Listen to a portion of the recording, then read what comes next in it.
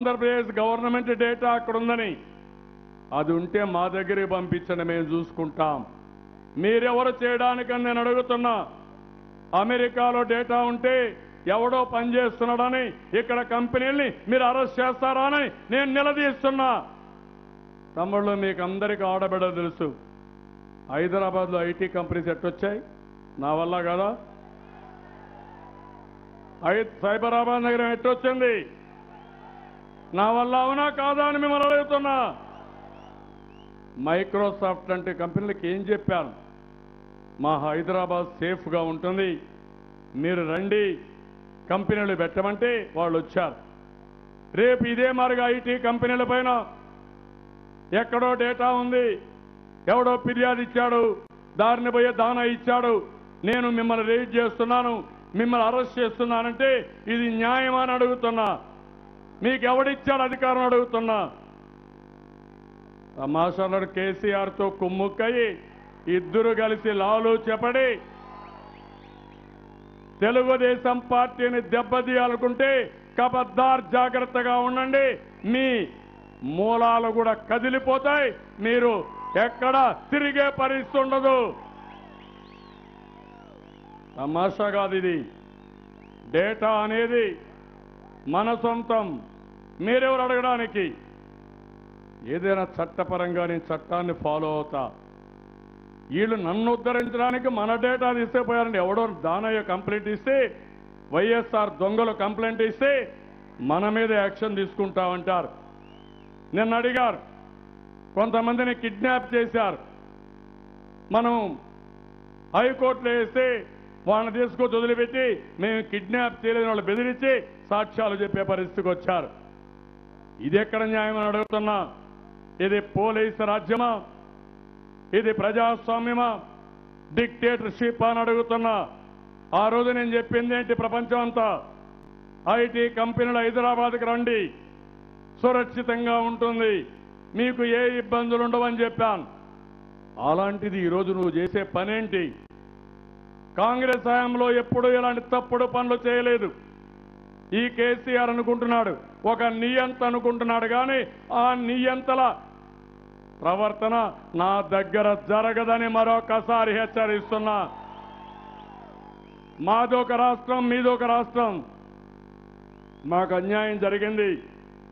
తెలుగు వాళ్ళు ప్రపంచం అంతా ఉన్నారు, తమిళనాడులో ఉన్నారు, కర్ణాటకలో ఉన్నారు, హైదరాబాద్లో ఉంటారు, అమెరికాలో ఉన్నారు, ఆస్ట్రేలియాలో ఉన్నారు. ఎక్కడున్నా ప్రజలకు అన్యాయం జరిగితే పోరాడి వాళ్ళని రక్షించే బాధ్యత నేను తీసుకుంటానని కూడా మీకు తెలియజేస్తున్నా. ఈ పనికిమాలిన రాజకీయాలు వదిలిపెట్టండి. నన్ను మాట్లాడుతున్నాడు డేటా డేటా అంట. ఏం డేటా నాకు అర్థం కాలేదు. 84 నుంచి ఈ దేశంలో ఐటీ అంటే మారు పేరు నేనే. తమ్ముళ్ళు, మీ అందరికీ తెలుసు. ఈరోజు మీరు వాడే సెల్ ఫోన్ కూడా నేనే శ్రీకారం చుట్టాను. ఐటీ రిఫార్మ్స్ తీసుకొచ్చి నాకు తాతకు దగ్గులు నేర్పిస్తున్నారు వీళ్ళు. ఏదో డేటా ప్రైవసీ వీళ్ళు కాపాడతారు. నా డేటా, నా ప్రభుత్వం డేటా. మీకు ప్రభుత్వానికి డేటా కూడా లేదు. నా ప్రభుత్వానికి డేటా ఉంది, అది నేను కాపాడుకోగలుగుతా. సీక్రెసీ నేను మెయింటైన్ చేస్తా. అదే మరిగా రియల్ టైం గవర్నెన్స్ ఎట్లా, రియల్ టైం పాలిటిక్స్ కూడా మా కార్యకర్తలు ఉన్నారు. 50,000 మందితో ఎవ్రీడే టెలికాన్ఫరెన్స్ లో మాట్లాడుతున్నా. యాప్లు డెవలప్ చేశాం, ప్రజల దగ్గరికి వెళ్తారు. ఒక్క నిమిషంలో ఒక క్లిక్ కొడితే నేరుగా మా దగ్గరికి ఇన్ఫర్మేషన్ వస్తుంది. మొన్న కూడా మెంబర్షిప్ మీరు చూశారు, 65 లక్షల మంది మెంబర్లు చేశారు. నెల లోపల 65 కోట్ల రూపాయలు వసూలు చేశారు. ఎట్లా చేశారంటే నేరుగా ఒక ట్యాబ్ తీసుకుపోయి ఆ ట్యాబ్లో పెట్టి ఆ నెంబర్ చూసి డబ్బులు ఇస్తానే రెన్యువల్ చేశారు. అది తెలుగుదేశం పార్టీ చరిత్ర. చరిత్ర తెలియకపోతే నేర్చుకోమని మరొకసారి చెప్తున్నా. మర్యాదగా ఉంటే మర్యాదగా ఉంటాం, కానీ మా జోలుకు వస్తే మేము ఇప్పుడే కష్టాల్లో ఉన్నాం. 60 సంవత్సరాలు కష్టపడ్డాం. కష్టార్జితాన్ని హైదరాబాద్లో వదిలిపెట్టాం. నేనే ఆ రోజు అభివృద్ధి చేశాను, తెలుగు జాతికి అభివృద్ధి చేశాను. కానీ దురదృష్టం హైదరాబాద్ని అక్కడ ఇచ్చి తెలంగాణకు పోతుందంటే కూడా నేను వదిలిపెట్టాను. భగవంతుడు నాకు ఒక శక్తిని ఇచ్చాడు, తెలివితేటలు ఇచ్చాడు. మళ్ళీ సంపద సృష్టించి దేశంలో నెంబర్ 1 రాష్ట్రంగా ఆంధ్రప్రదేశ్ని తయారు చేస్తానని చెప్పాను. కార్యక్రమాలు చేశాం, నేనే పెట్టాను. డాక్రా సంఘాలు 2 రాష్ట్రాల్లో మీరు ఇవ్వాల, నేనిచ్చా 20,000 రూపాయలు. ఈరోజు రైతులకి మీరు లక్షిస్తే నేను 1,50,000 ఇచ్చాను. 1 టైం 50,000 ఇచ్చాను. అన్న క్యాంటీన్ పెట్టాను, చంద్రన్న బీమా పెట్టాను, పెళ్లి కానుక ఇచ్చాను. ఇంకా ఇస్తా, ఇంకా కష్టపడతా. అడ్డుపడితే మాత్రం వదిలిపెట్టే సమస్య లేదని మరొకసారి హెచ్చరిస్తున్నా. ఆస్తులు అక్కడ పెడితే సహకరించమంటే సహకరించకుండా లాలూచి రాజకీయాలు చేస్తారు. 37 సంవత్సరాలుగా పార్టీ ఉంది, తెలంగాణలో కూడా పార్టీ ఉంది, అందుకనే పోటీ చేశాం. ఈరోజు నేను అడుగుతున్నా, మీకు ఆంధ్రాలో పార్టీ లేదు, మీరు మమ్మల్ని ఓడిస్తామంటున్నారు. కేసీఆర్ అదే మరి జగన్మోహన్ రెడ్డి, మోడీ ముగ్గురు కలిసి ఎందుకు లాలూచి రాజకీయాలు అడుగుతున్నా? ధైర్యంగా రండి, దొంగాట్లొద్దు, ఓపెన్గా రండి, ముసుగులో గుద్దులాటొద్దు. మీరేంటో మా ప్రజానీకమేంటో తేల్చుకుందాం.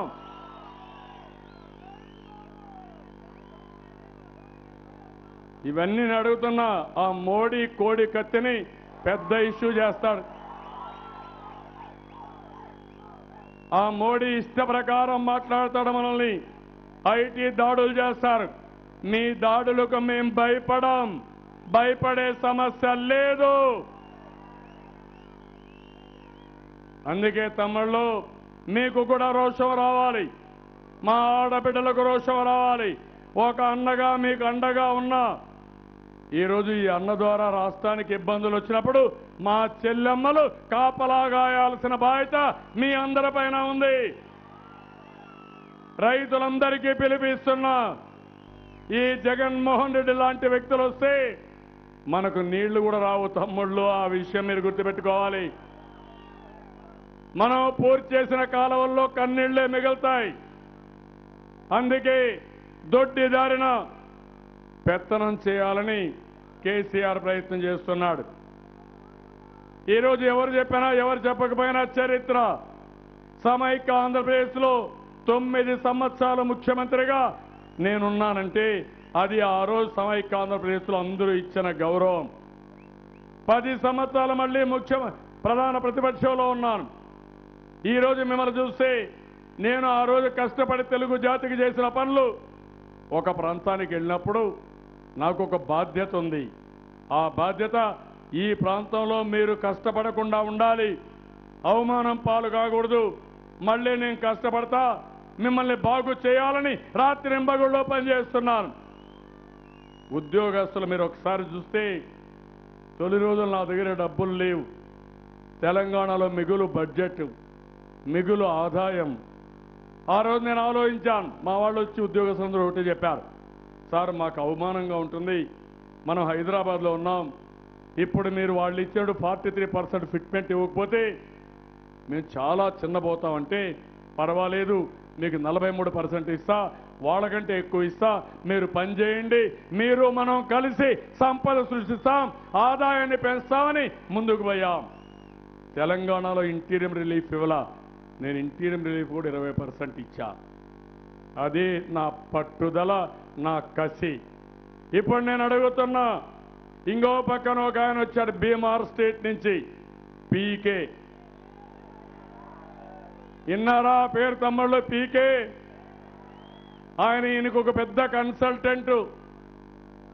ఇప్పుడు మొత్తం ఓట్లు తీసేస్తున్నాడు, 8 లక్షల ఓట్లు తీసేశారు. అదేంటంటే నాకు అర్థం కాలేదు. కడాన నా ఓటు కూడా తీసేస్తారు వీళ్ళు. ఏమనుకుంటున్నారని అడుగుతుంది. బీహార్ ఇది కాదు, ఆంధ్రప్రదేశ్. తోక కట్ చేస్తాం తప్ప నీ ఆటల్ని తోక తిప్పనీయం ఇక్కడ. అందుకే చెప్పాను, వీళ్ళు చేసే తప్పుడు పనులు కూడా మీరు గుర్తుపెట్టుకోవాలి. తప్పు చేసే మునుపు ఆ తప్పు వేరే వాళ్ళు చేస్తున్నారని చెప్పడం, వీళ్ళు తప్పులు చేయడం. 8 లక్షల ఓట్లు తీసేయడానికి ఫామ్ 7 ఇచ్చారు.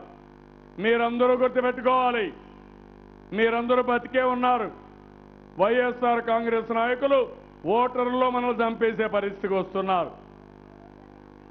నేను అందుకనే మిమ్మల్ని అడుగుతున్నా, ఈ 8 లక్షల ఓటర్లో కంప్లైంట్ ఇస్తాం, పోలీసుల కంప్లైంట్ ఇస్తాం, ఎన్నికల కమిషన్ కంప్లైంట్ ఇస్తాం. ప్రజలకు కూడా పిలిపిస్తున్నా, మీరు కూడా జాగ్రత్తగా ఉండండి. మన ఓటు తీయడానికి వీలు లేదు. ఎవరైనా తప్పుడు ఫామ్ ఇచ్చి మన ఓటు తీయేస్తే అతను శిక్షకు కూడా అర్హుడు. అవసరమైతే కోర్టుకేస్తాం, జైలుకు పంపిస్తాం. ఇలాంటి సైబర్ క్రైమ్ చేసే వాళ్ళని వదిలిపెట్టమని మరొకసారి మీ అందరికీ తెలియజేస్తున్నా. మీరు అప్రమత్తంగా ఉండాలి. ఇప్పుడు ఓటు తీయేస్తారు, రేపు మీ ఆస్తులు కూడా కొట్టేస్తారు. చాలా దుర్మార్గులు వీళ్ళు. అందుకే మా తమ్ముడు చెప్పినట్టు వీళ్ళకు బాగా అలవాటు ఇవన్నీ దొంగతనాలు చేయడం, ఏటీఎంలలో డబ్బులు కొట్టేయడం, ఫేక్ నోట్లన్నీ డిస్ట్రిబ్యూట్ చేయడం, భూ కబ్జాలు చేయడం.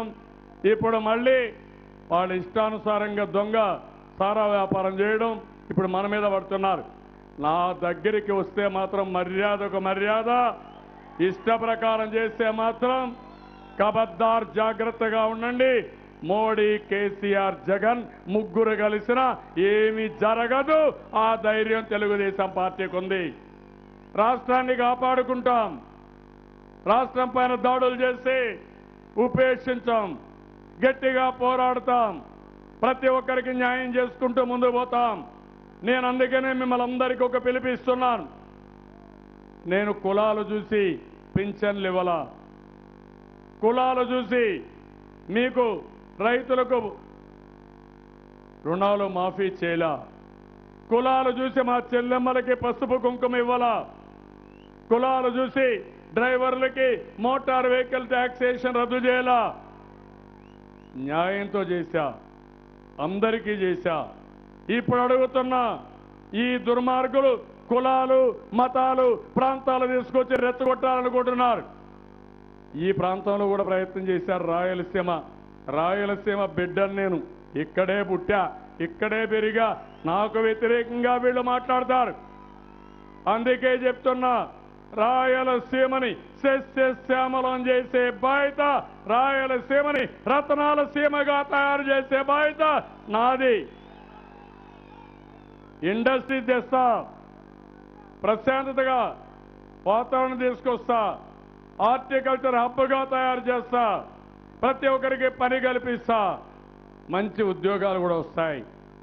అందుకే తమ్ముళ్ళు, ఇంకా చాలా మీటింగ్లు ఉన్నాయి. అందుకే మిమ్మల్ని అందరినీ కోరుతున్నా. నాకు ఒకటే మిమ్మల్ని కోరేది, మీకోసం 5 సంవత్సరాలు కష్టపడ్డాను, నా కోసం 40 రోజులు మిమ్మల్ని కష్టపడమంటున్నా. చేస్తారా అని మిమ్మల్ని అడుగుతున్నా. మా ఆడబిడ్డల్ని, ఏమమ్మా చెల్లెమ్మలు చేస్తారని అడుగుతున్నా. ఏం తమ్ముళ్ళు మిమ్మల్ని అడుగుతున్నా, ఏం తమ్ముళ్ళు మీరు కూడా చెప్పాలి. ఈరోజు రాష్ట్రాన్ని కాపాడుకోవడానికి వీళ్ళు చేసే దాడులన్నీ కూడా మనల్ని డిస్టర్బ్ చేయాలనుకుంటున్నారు. నా సంకల్పం దృఢ సంకల్పం, ఉక్కు సంకల్పం. ఏ పని అనుకున్నా గట్టిగా చేస్తాను. మర్యాదగా ఉంటే మర్యాదగా ఉంటా, పిచ్చగా చేస్తే కూడా నేను లెక్క పెట్టుకోను. ఆ రోజు మీరు చూశారు, 24 క్లేమోర్ బాంబులు పేలిస్తే దానికే భయపడి నేను ఇలాంటి చాటాకులు చెప్పుడుకు నేను భయపడను. నేను పనిచేసేది మీకోసం పనిచేస్తున్నా, ఒక సేవకుడిగా పనిచేస్తున్నా. అందరూ కష్టాలు తీర్చడానికి నేను ముందుకు పోతున్నా. అలాంటప్పుడు నేనెందుకు భయపడాలని అడుగుతున్నా. మోడీ గారి పైన వివేదించారు దేనికోసం? మీకోసం కాదా? ప్రత్యేక హోదా ఇవ్వకపోతే భావితరాల భవిష్యత్తు ప్రశ్నార్థకం అవుతుందని తిరుగుబాటు చేశా. ఆయన చేసే తప్పుల్ని ఎండగట్టా. కేసీఆర్ కూడా ఇష్టానుసారంగా చేస్తే ఆస్తులు పోయినా పర్వాలా కానీ పరువు కూడా పోయే పరిస్థితి వస్తే క్వశ్చనే లేదని తిరుగుబాటు చేశా. వీళ్ళందరూ కలిసి ఇష్ట ప్రకారం చేస్తే వదిలిపెట్టను. మీ ఆత్మ గౌరవాన్ని కాపాడతా తెలుగువారి మన రాష్ట్రానికి ఇబ్బంది కలిగించే పరిస్థితి ఎవరు చేసినా వారితో విభేదించడమే కాదు, రాజీ లేని పోరాటం చేస్తామని మరొకసారి తెలియజేసుకుంటూ, నేను మదనపల్లికి వచ్చినప్పుడు మీ ఉత్సాహం చూశా. చాలాసార్లు మదనపల్లికి వచ్చాను, కానీ ఈరోజు మాత్రం నా జీవితంలో ఎప్పుడూ చూడని ఉత్సాహం చూశాను. మళ్ళీ నేను మీ అందరికీ పిలిపిస్తున్నా, గట్టిగా నిలబడతారా లేదా అని మిమ్మల్ని అడుగుతున్నా. నేను అభ్యర్థుల ఎంపిక కూడా అన్ని పరిగణలోకి తీసుకునే చేస్తాను. ప్రజలకు ఆమోదయోగ్యమైన వ్యక్తుల్ని, పార్టీ కార్యకర్తలు మెచ్చే వ్యక్తుల్ని చేస్తాం. అదే సమయంలో మీ దగ్గర నుంచి నేను కోరుకునేది, 5 ఏళ్లు మీకోసం నేను కష్టపడ్డా, ఇప్పుడు నా కోసరం, ఈ రాష్ట్రం కోసరం, భావితరాల భవిష్యత్తు కోసం కష్టపడతామని గట్టిగా చప్పట్లు కొట్టి హర్షాన్ని, ఆమోదాన్ని తెలియజేయాల్సిందిగా మరొకసారి కోరుకుంటూ, ఈ స్ఫూర్తి ఇంకా భవిష్యత్తులో మదనపల్లి భవిష్యత్తే డిఫరెంట్గా ఉంటుంది. నీళ్లు వచ్చిన తర్వాత ఇంకా ఈ ప్రాంతం ఏ విధంగా అభివృద్ధి అవుతుందో రోజు రోజుకు మీరే చూస్తారు. అలాంటి అభివృద్ధి చేసి మళ్ళీ మీ రుణం తీర్చుకుంటానని మరొకసారి మీ అందరికీ తెలియజేస్తూ, అందరికీ నమస్కారాలు. జై హింద్, జై